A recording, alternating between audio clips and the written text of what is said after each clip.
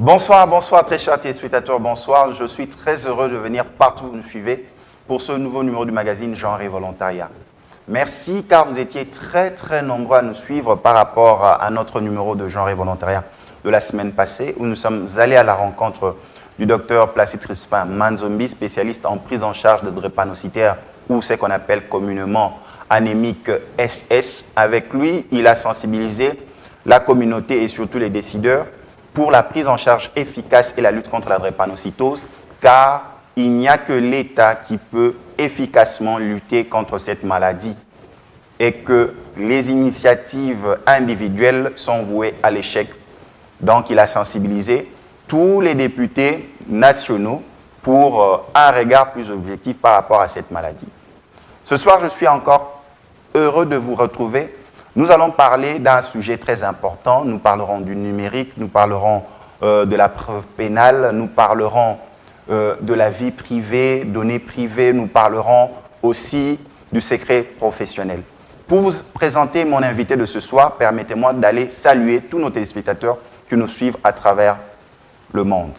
Et là, je vais commencer ici en RDC. Vous êtes à l'est de la RDC, soyez le bienvenu. Je vois Walungu, Bukavu, Goma, Beni, ainsi de suite. Je reviens au centre de Kasaï. Je vais à l'ouest de la RDC. Je vous salue. Du nord au sud, soyez le bienvenu dans votre magazine. Tous ceux qui nous suivent dans les pays limitrophes, soyez le bienvenu. Je vais en Europe, là où nous avons notre bastion. Merci de nous suivre.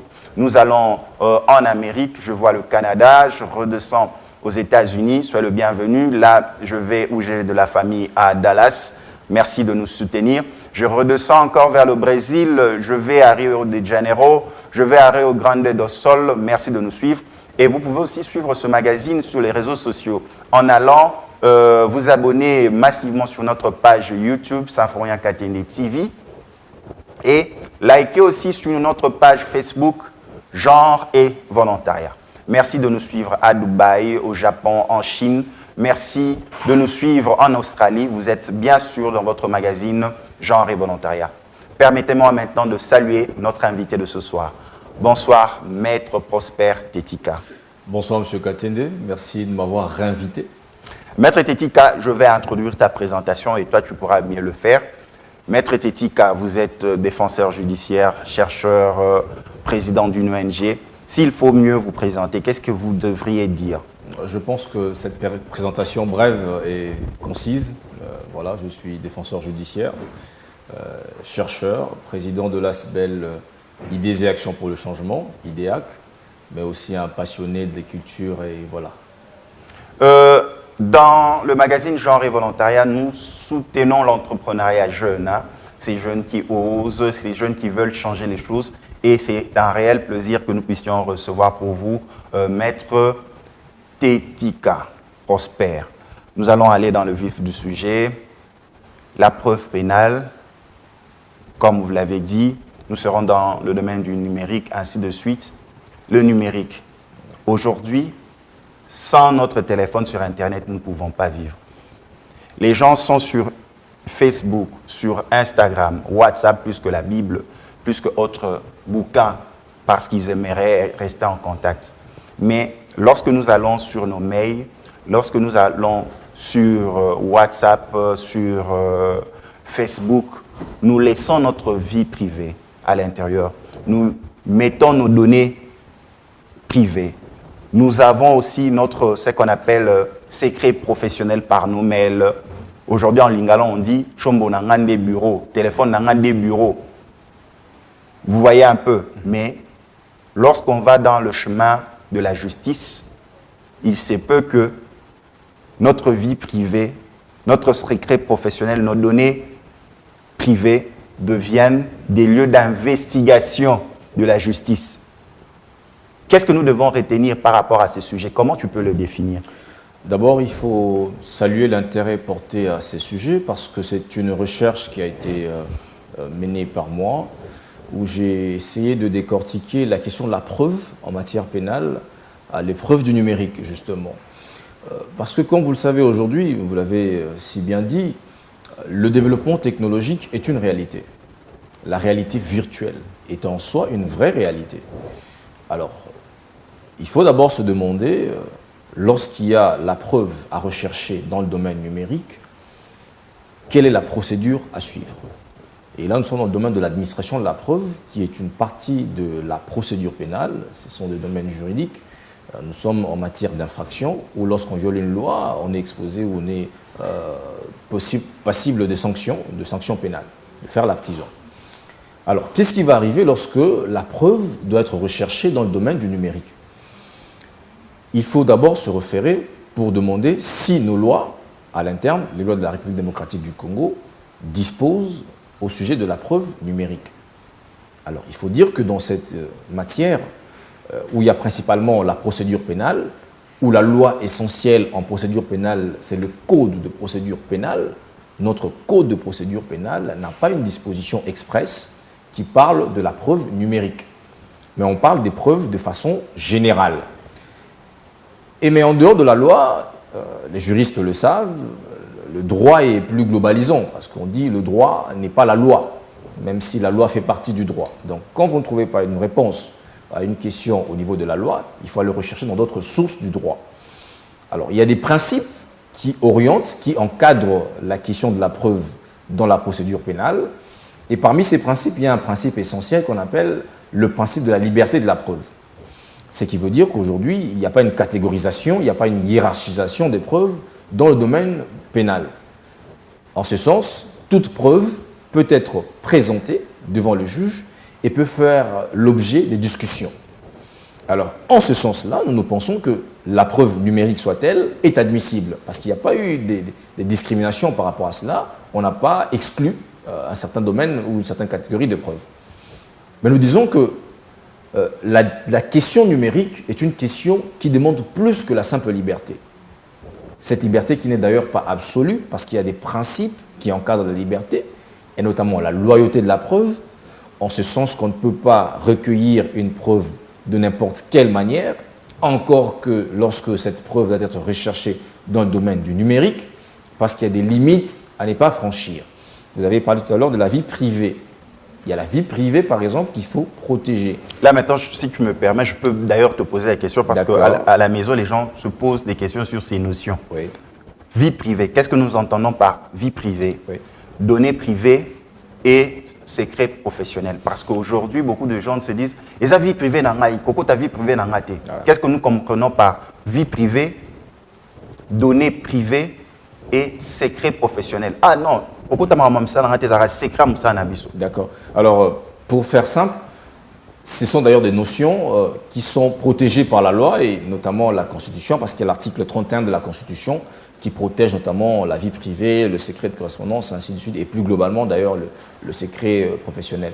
Alors, lorsqu'on parle de la vie privée, on est plus dans un domaine qui se rallie à l'intimité. À l'intimité. Vous savez, cette partie de notre vie qu'on ne peut pas exposer, étaler en public, cette limite infranchissable où on ne permet pas à une tierce personne de franchir. Ça, c'est la vie privée. Et lorsqu'un dit « je protège ma vie privée », cette vie privée, c'est aussi bien une vie privée entendue dans un domaine physique. Votre chambre fait partie de votre champ privé, votre champ de la vie privée. Mais il y a aussi cette vie privée qui se transporte dans le domaine du numérique. Lorsqu'on échange de message à message, les messages qu'on s'envoie sont des messages privés, qui relèvent de la vie privée. Vous voyez par exemple dans le compte Facebook, pour ceux qui l'utilisent, loin l'idée d'en faire la publicité, il y a deux champs de communication. Vous avez un champ public, qu'on peut appeler un mur, où on peut publier, où tout le monde peut voir, mais il y a aussi un champ privé, qui est le domaine de la correspondance privée. Alors aujourd'hui, avec le numérique, cette même vie privée, qui peut être entendue dans le domaine physique, comme une chambre, comme un domaine de relations privées, peut aussi se concevoir dans le domaine du numérique. Et la protection est la même, la sécurité est la même, la rigueur de la loi est la même, selon qu'il s'agit du monde physique ou du monde numérique. Parlons du secret, il y a d'abord pour tout individu le secret des correspondances. Les correspondances, je n'ai pas besoin, lorsque je vous envoie une note en papier, qu'un tiers le lise, sans que vous-même vous ne l'ayez entré en contact. Et aujourd'hui, d'ailleurs, la société voit d'un mauvais œil ceux qui se permettent d'ouvrir des correspondances destinées aux personnes autres que celles qui estiment pouvoir entrer en contact ou voir ce qui est écrit dedans. Donc, La même transposition, la même conception est aussi admissible dans le domaine du numérique. Alors, mais lorsqu'on parle du secret professionnel, c'est plus une notion déontologique qui se rapporte à une profession, qui se rapporte à un métier. Il y a des métiers qui sont couverts du secret professionnel par État. Je vois par exemple les avocats, les défenseurs judiciaires, les médecins. Ce sont des secrets, des domaines, des métiers, des professions couvertes du secret par État. Alors, les implications au domaine numérique en matière d'infraction imposent des garanties. Ce qui veut dire, lorsque demain nous aurons à améliorer notre loi pour disposer au sujet de la preuve numérique, lorsque demain nous serons appelés à outiller les organes d'enquête, là je vois les magistrats, je vois les OPJ, tous ceux qui œuvrent dans la recherche des infractions, dans l'assemblage des moyens de preuve, parce qu'en réalité, un procès, au sens pénal, est suivi d'une phase de préparation intense. Lorsque quelqu'un est soupçonné d'avoir commis une infraction, il y a un certain nombre de préalables qu'il faut réunir. Il faut réunir des preuves qui peuvent soutenir l'accusation. Parce que lorsque vous ne réunissez pas la preuve, il y a un doute. Et quand il y a doute, le juge ne peut pas condamner lorsqu'il y a doute. On relâche la personne qui est poursuivie. Alors, notre procédure pénale sera amenée demain à disposer au sujet de la preuve numérique. Parce qu'aujourd'hui, comme on l'a dit tout à l'heure, c'est une réalité. Mais une réalité qu'on n'a peut-être pas encore réalisée et dont on n'a pas pris les mesures nécessaires. Parce qu'au-delà des moyens juridiques, c'est-à-dire des lois en matière de procédure pénale qui permettent aux magistrats d'aller rechercher la preuve dans des comptes Facebook, dans des adresses mail, sans empiéter la vie privée, sans empiéter le secret des correspondances, c'est-à-dire sans pouvoir aller dans un champ qui ne se rapporte pas à l'infraction pour laquelle vous vous mettez à la recherche des preuves. Là, par exemple, vous voulez dire, vous tombez dans un... Bon, une tierce personne est soupçonnée d'avoir commis une infraction. Oui. Et les moyens de pouvoir chercher cette preuve, c'est d'aller, par exemple, dans son compte Facebook ou WhatsApp. Oui. Et en cherchant des preuves, vous voyez qu'il y avait d'autres indiscrétions. Bien sûr. Il a des petites amies tout en étant marié. Oui. Il a, par exemple, dans le domaine de sa profession, eu des pots de vin de quelqu'un. Il remercie, merci parce que tu m'avais facilité. Et moi, en contre-retour, je t'ai dit cela. Donc, la loi n'a pas le droit d'aller regarder ces indiscrétions. Lui doit se limiter à ce qu'il recherche, par exemple. Oui, oui, ça, ce sont des perspectives vers lesquelles nous devons aller dans le cadre de l'amélioration de notre législation. Ce que vous dites est intéressant, en ce sens que lorsque on sera appelé demain à chercher une infraction, par exemple, d'injure, je prends une infraction simple, d'injure. Alors, si l'injure en question ou les injures en question ont été proférées sur Facebook, et donc anonyme, on ne connaît pas la personne. La preuve, oui, mais on peut identifier l'individu. La preuve doit être recherchée sur ce champ-là. Alors, l'attention, on dit, voilà, prenez garde de ne pas aller dans un chemin qui ne vous concerne pas. Donc, demain, lorsqu'il faudra débattre des éléments de preuve, à la limite, vous conviendrez de me dire, voilà, j'ai effectivement retrouvé la publication, vous m'avez insulté, vous m'avez imputé des faits dans votre publication du 4 mars, dans votre publication de telle date, ainsi de suite. Mais ne venez pas me dire, d'ailleurs, on a découvert vos relations parallèles, on a découvert que c'est vous, en réalité, qui avez détourné ceci. Là, on s'écarte du champ.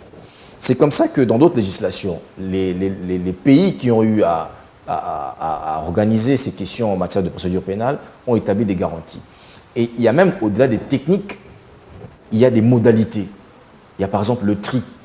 Donc lorsque vous copiez un serveur, lorsque vous accédez à un serveur, lorsque vous avez des éléments épars, vous devez opérer le tri pour dissocier ce qui ne vous concerne pas, c'est-à-dire ce qui ne concerne pas l'infraction que vous poursuivez, vous les mettez de côté et vous ne vous focalisez que sur les éléments qui concernent votre infraction. Ça sont des garanties. Mais aujourd'hui, notre loi ne les permet pas expressément. Mais il y a une petite nuance parce que la loi de 2004 sur la lutte contre les blanchiments des capitaux et le financement du terrorisme donne des moyens numériques d'enquête. aux magistrats, qui peut accéder à des serveurs, qui peut accéder à la surveillance des comptes bancaires. Mais ces infractions-là, ou ces moyens, ne sont limités qu'aux infractions liées soit au blanchiment des capitaux, soit au financement du terrorisme. Ce qui limite un peu le champ. Ils ne peuvent pas être appliqués à autre chose. Par exemple, on t'a insulté sur Facebook, Dans le cas de cette loi-là, les moyens qui sont déterminés dans son article 25 ne s'appliquent que à ces infractions-là. Autre chose, ces moyens sont soumis à une autorisation préalable. Donc il y a des garanties, il y a des autorisations à avoir auprès du juge, auprès du procureur général, ainsi de suite.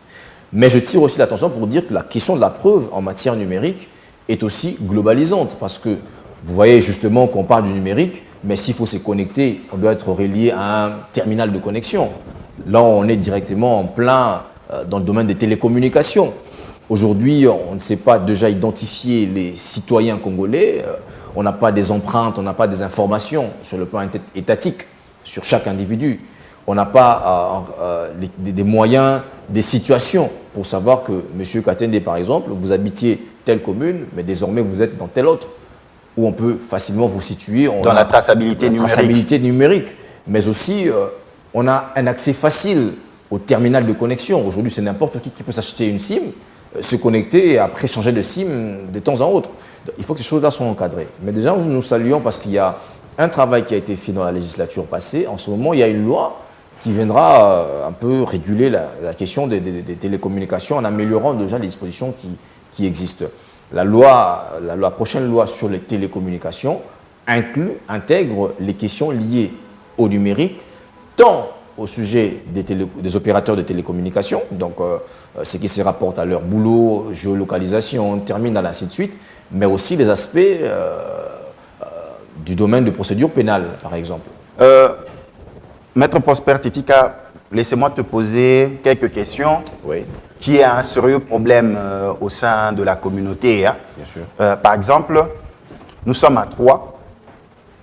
José Matadi me donne une indiscrétion sur sa vie privée. Sans le savoir, moi j'appelle son épouse pour lui dire d'ailleurs, ton mari est de mauvaises mœurs. À cet instant, il est avec une jeune étudiante dans un hôtel. Je prends la SIM, je rends. Maintenant, José veut entrer dans ses droits. Il veut savoir qui a dit cela. Mais la manière de relater les choses, José pressent que la seule personne qui est au courant de sa double vie, c'est un certain Symphorien.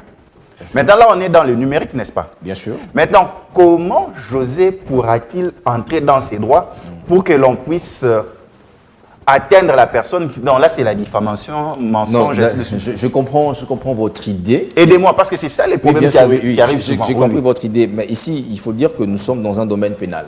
Oui, la matière pénale, c'est une matière assez précise. Ou bien le cas d'escroquerie, par exemple, sur Facebook. On vous dit, par exemple, vous avez gagné parce que dans le temps, on vous envoie un message, vous avez gagné autant à la loterie, tu es content, envoie telle somme de montant d'argent, tu envoies et tu te rends compte que tu t'es fait plumer, tu t'es fait escroquer. Déjà, comment remonter par rapport à cela? Déjà, il faut dire que la technologie elle-même nous offre ces possibilités.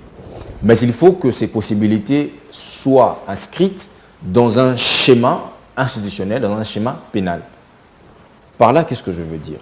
Lorsque je parle de l'idée que vous avez par rapport à l'exemple, ce ne sera pas le même exemple, mais je vois votre idée.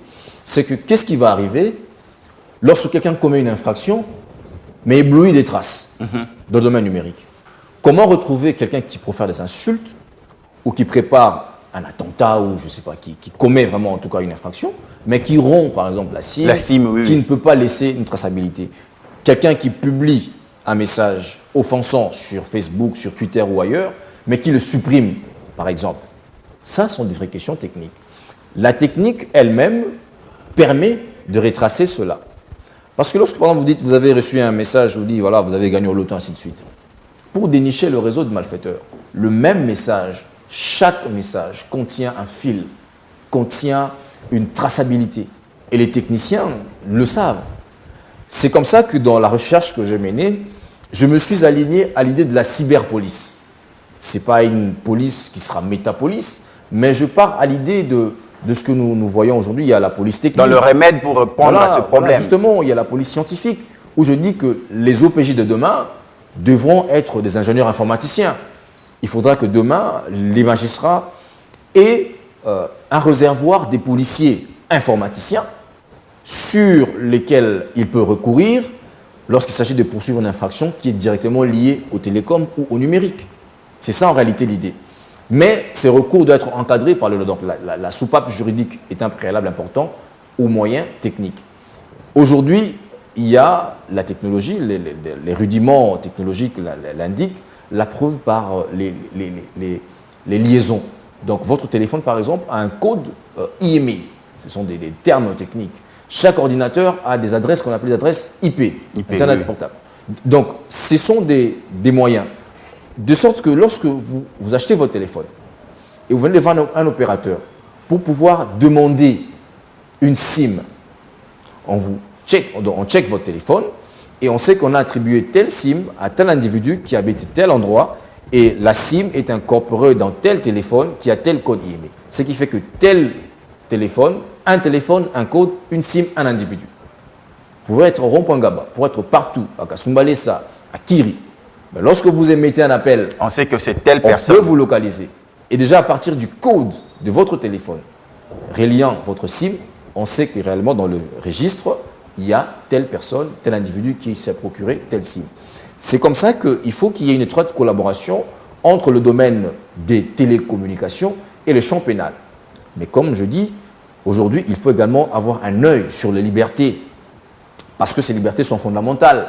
Aujourd'hui, il y a des protestations, il y a une sorte d'activisme, une sorte de revendication citoyenne qui se passe plus dans les réseaux sociaux. C'est comme ça qu'il y a, au-delà des questions de cybercriminalité, parce qu'il faut traquer les cyberdélinquants, comme on les appelle, mais il y a aussi un tonus, un bémol porté, où on dit, voilà, cybercriminalité bien sûr, mais cybersécurité, mais aussi protection des individus, protection des données à caractère personnel, protection des données privées, protection des individus dans le domaine du numérique. Donc il y a le pont à faire entre la recherche des infractions au sens du numérique, avec la technique que cette recherche implique, mais aussi des garanties, des protections au sens des libertés pour chaque individu. Donc, Maître Prosper Tetika, vous proposez que la loi congolaise se mette au même diapason que l'avancée technologique. Bien sûr, je propose une adaptation de la loi par rapport à la réalité numérique, mais au-delà de l'adaptation de la loi, la mise des moyens technologiques au service du champ pénal.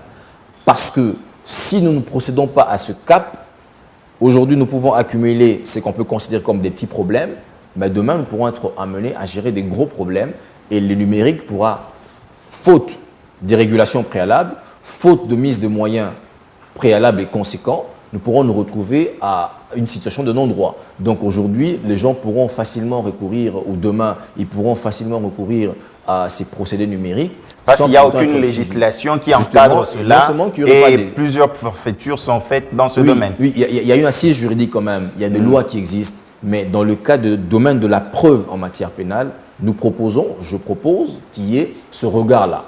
Ce n'est pas des commodités qu'il faudra faire, ce n'est pas juste des copies-coller. Il faudra vraiment réunir le domaine, l'intelligence, le monde de la recherche pour le mettre au profit de ces caps. Aujourd'hui, il y a, comme nous le savons, dans notre pays, je ne suis pas le premier à en parler, il y a déjà des gens qui ont produit même des thèses par rapport à la cybercriminalité, par rapport à la sécurité numérique dans le domaine du commerce, par exemple. Qu'est-ce qui se passe lorsque vous commandez un article qui doit venir de Dallas, mais qui n'arrive pas, alors que vous avez payé par carte bancaire? Ce sont des questions. On va plus simple. Oui. Avec ces low-out par rapport à l'Internet, oui. Il y a eu un temps, vous avez acheté des crédits Internet, vous vous êtes abonné, oui. Mais suite à des problèmes, par exemple, quand la période des élections, on interrompt. Et la plupart des consommateurs n'ont pas été remboursés. Oui. Maintenant, ça se fait comment? Maintenant, il faut des preuves numériques. Il faut quoi, par exemple, pour entrer dans ces droits? Oui, vous savez, par exemple, moi, j'ai connu ces cas. Je ne veux pas citer le nom de l'opérateur. Ouais. Je me suis abonné, mais c'était à la veille de la coupure générale. De la coupure générale. Ouais. Et jusqu'aujourd'hui, Et l'opérateur n'a même pas pris la peine de pouvoir remettre mes crédits parce que j'ai payé. Bon, en réalité, ce sont ces questions-là. Donc, vous voyez justement que vous êtes dans une situation qui vous amène à revendiquer. Mais vous allez revendiquer sur base de quels éléments? Vous allez revendiquer sur base de quelle loi? Vous sentez un préjudice que vous avez subi et vous voulez vous faire réparer. Voilà, c'est cette lanterne, c'est cette lampadaire que nous allumons lorsque nous menons cette recherche. Ce sont des questions que nous vivons, mais auxquelles nous ne faisons pas attention. Ce qui veut dire que derrière vous, il y a des millions de Congolais qui se trouvent dans la même situation, mais qui n'ont pas été satisfaits, qui n'ont pas été dédommagés. Voyez-vous? Une fois, je peux te faire rire chez mon ancien opérateur. Oui. J'y vais, c'était presque le même problème à l'époque. On a coupé l'interruption de l'Internet. Je vais chez l'opérateur, j'ai dit, mais tiens, moi je suis journaliste. Pour le cadre de ma profession, je fais des recherches, je suis en contact avec mes invités, je prépare mes émissions. Et la réponse, il dit, c'est pas nous, c'est l'État. Donc il faut voir avec l'État. Je dis, ah, ce n'est pas à l'État que j'achète mon abonnement. Hein. Bien sûr. Donc le partage de responsabilité, ce qui veut dire que l'outil informatique, l'outil Internet, aujourd'hui, se ressent de la même façon que les relations privées. Là, nous sommes dans un domaine civil, mais qui a aussi des ralliements par rapport au numérique. Il en est autant dans le domaine commercial, quand j'ai parlé des achats en ligne, mais aussi dans le domaine pénal, où on parle des infractions et des peines qui peuvent s'en suivre. Alors, il faut, comme je vous ai dit, la question de nouvelles technologies, la question de la cyberpolice, tous ces moyens-là qu'il faut mettre au profit de l'évolution. Mais quand j'ai parlé des aspects de la recherche, c'est qu'aujourd'hui, il faut qu'il y ait aussi un changement de notre façon d'enseigner. On en a peut-être parlé, et je salue d'ailleurs le travail que vous faites à travers votre magazine, parce qu'en réalité, il y a ce désir d'anticipation. Si nous restons dans la conception classique des choses traditionnelles, nous ne comprendrons pas, par exemple, que demain, ceux qui sont dans des facultés d'informatique ne seront pas seulement appelés demain à être des informaticiens, à assister des banquiers, à travailler dans la maintenance informatique. Mais il faut que dans l'idée de ceux qui font aujourd'hui le domaine de technologie, savent par exemple qu'une fois ils terminent leurs études, ils pourront devenir OPJ.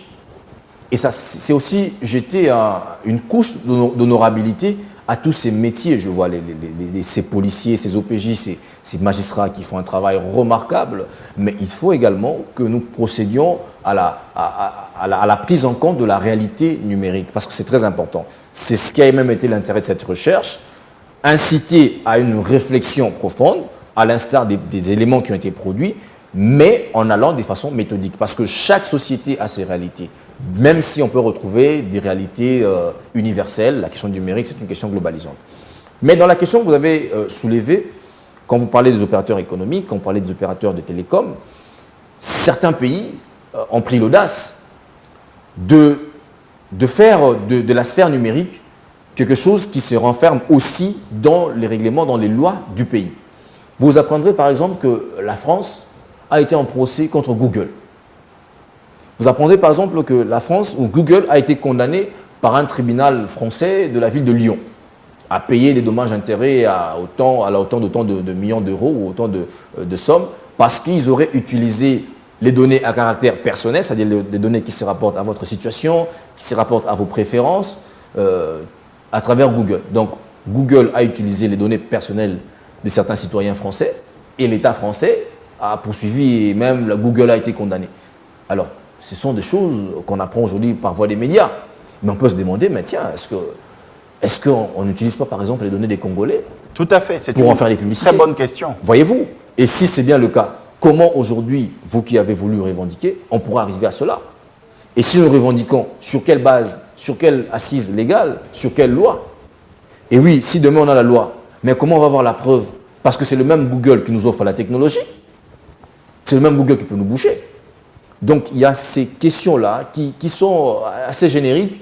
Vous voyez que le domaine est très étendu, mais c'est comme ça que nous avons circonscrit pour parler un peu des questions de preuve, parce que une des idées majeures de cette recherche, c'est que nous avons évoqué la question de la perquisition et de la saisie informatique.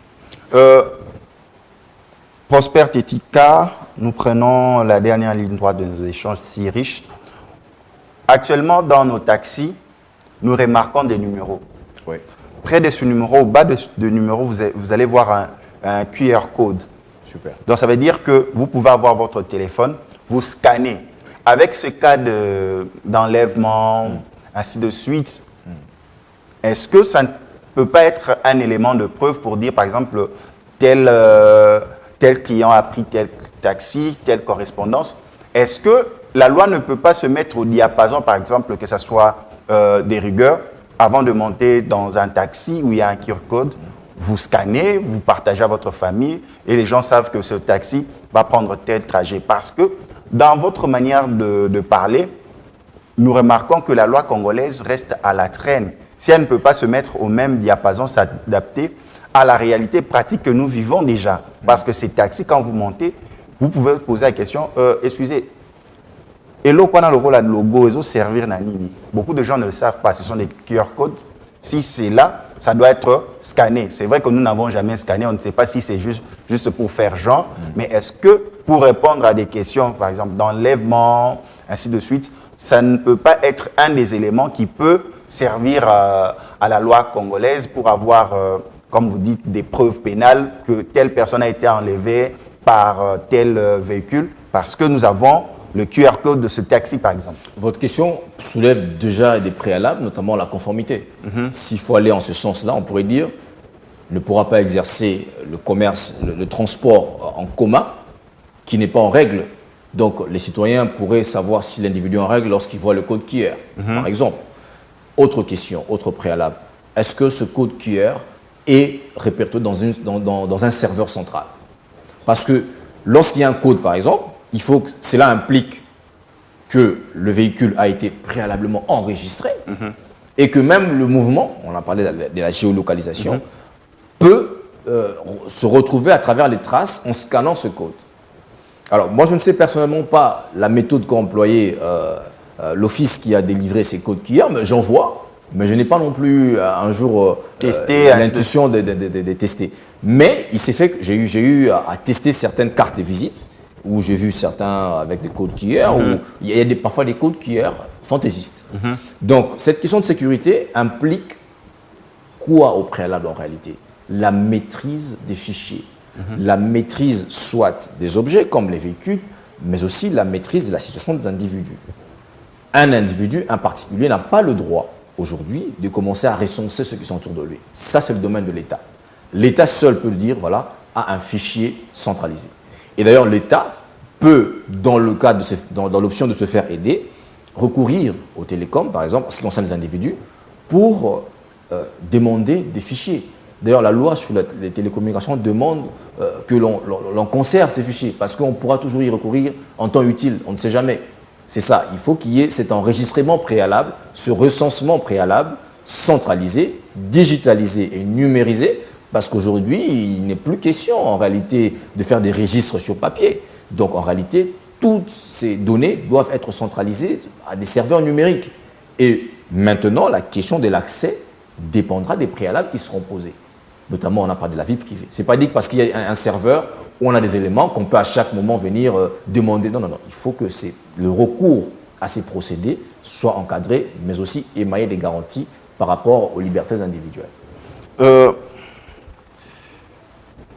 Prosper Tetika, c'est vraiment la fin. Dans quelques poussières de minutes, nous mettons un terme.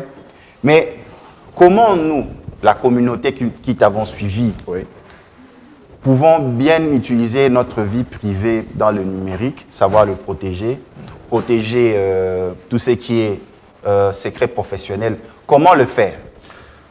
Déjà, je dois dire que il faut que nous recentrions les questions qui ont été traditionnellement connues, les questions de civisme, les questions d'éducation.